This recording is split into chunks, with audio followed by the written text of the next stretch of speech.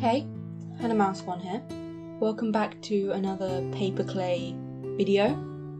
In this video I will be sculpting Buckbeak as seen in Harry Potter and the Prisoner of Azkaban, so the third one, obviously. I love the Harry Potter series. I don't know if any of you watched my glasses case video number 4, in which I made the Monsters Book of Monsters into a glasses case. Probably my favourite of my glasses case videos, if I'm honest. But anyway, here I am sculpting out Buckbeak's head. I make it vaguely eagle-like with a sharp beak and kind of angry eyes. Eagles always look really angry. I don't know. So yeah, I start building out the neck. Just building that up to make it like as though the head is leaning forward, because Buckbeak is in flight as I am making him.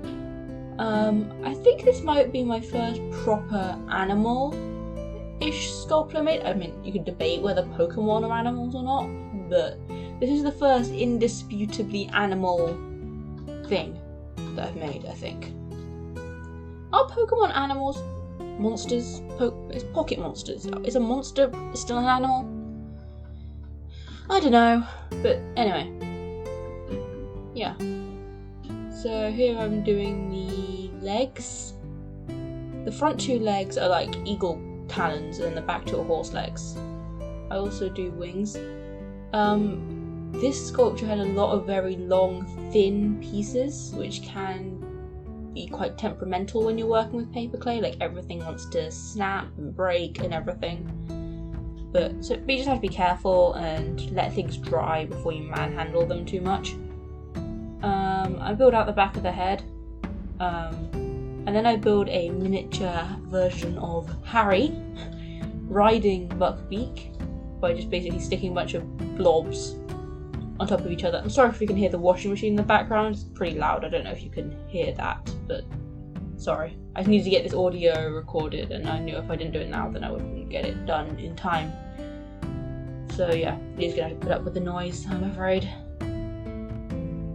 So I'm adding the shape to our miniature Harry. Then I stick on a bunch of paper feathers, which I just cut out teardrops from a sheet of paper, and then I use tissues to create connections between them and the fibre, because tissues are thin enough that when you pull out the pieces, like the sheets, if you get a piece of toilet paper, you can put it into the different layers of ply.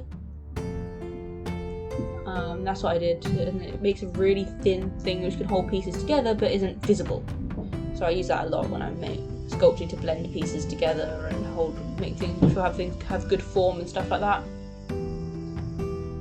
I cover his entire head, back of the head and around the knee joints of his front 2 legs with feathers. And I blend them in with scraps of tissue on the seams between the feathers and the non-feathered areas to make it look less like pieces of paper have been stuck on him. I use tissues as well to add dimension to the tail in a way which looks more ragged than paper would, because it's supposed to be made of hair, so it wouldn't be uniform by any means. I give him little horse hoofs for the back feet and talons for the front feet, as such, which are just the talons are just thin pieces of paper clay which I just meld on. I give him 2 per feet. I think he actually has 3, but I wasn't able to do that in a way that would be particularly that would look particularly good, and you won't really be able to see it anyway once he's stuck down. I create a base. I do thicken this up later, but for now this will work. I decide to stick him down by the back feet and prop him up, and then I use more paper to help create a secure connection. There's no way this would be strong enough to maintain his entire weight, so I use thin pieces of toothpick or cocktail stick and just slip them in to create supports under his front feet, kind of mannequins if they're in extreme poses in sports shops and stuff. If you have a mannequin in a sports shop which is supposed to be running, you'll see that they're supported from underneath. So it's the same idea. After thickening out the base, I stick a piece of paper around the edge to hide all the ugly holes of the cardboard. Making sure the bases look more flush is something that I'm trying to work on with my figures, and this is a really easy but like effective way of doing that, I find. I mix some blue, green and black paint together to create the colour I'm going to be using on the base. I'm not doing anything extravagant with the base, but I decided to go for this colour because you actually see him flying over the Great Lake, or whatever it's called. And this is kind of just a watery colour, so I just figured it'd be an appropriate colour to use on the base. I realised I'd forgotten to give Harry his cloak, so I just stick that on now. These are just pieces of paper which I just stick over his arms, hanging down the back, and then on the front as well, to make it look like it loops right over his arms.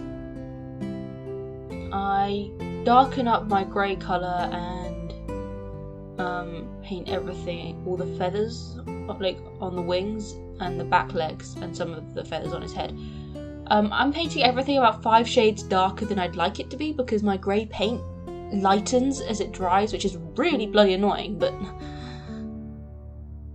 anyway, it's like just best to make it look way too dark and then it will lighten up as it dries, so it does take a bit of guesswork as to what colour you need it to be, but yeah. I use the grey straight out of the container for the lighter areas because it is very light when it dries. So I just use this light colour and just go over his face and the front parts of his wings and all that. I dry brush on a little bit of white just to bring back a bit of the lightness that I want in areas. Then I add on black for his beak, as such, and I give him orange hawk-like eagle eyes, I guess, and then I paint the miniature Harry. He is not very detailed, I can tell you that much. Yeah, I'm not great at miniature painting, I have no patience for it, and yeah, so I just give him the most cursory paint job I possibly could have given him. I think he comes out cute enough, so yeah. Just a black and red cape or cloak. At this point he kind of looks like Dracula, but once I add the glasses it looks better. It looks a bit goofy, I'll give you that, but it's functional. And then I Mod Podge over everything to give it a nice finish. And yeah, I think that looks pretty good. Yeah. So there we are. That's the final piece. I hope you like it and I hope you enjoyed this video. And I will see you next week for another video. Bye!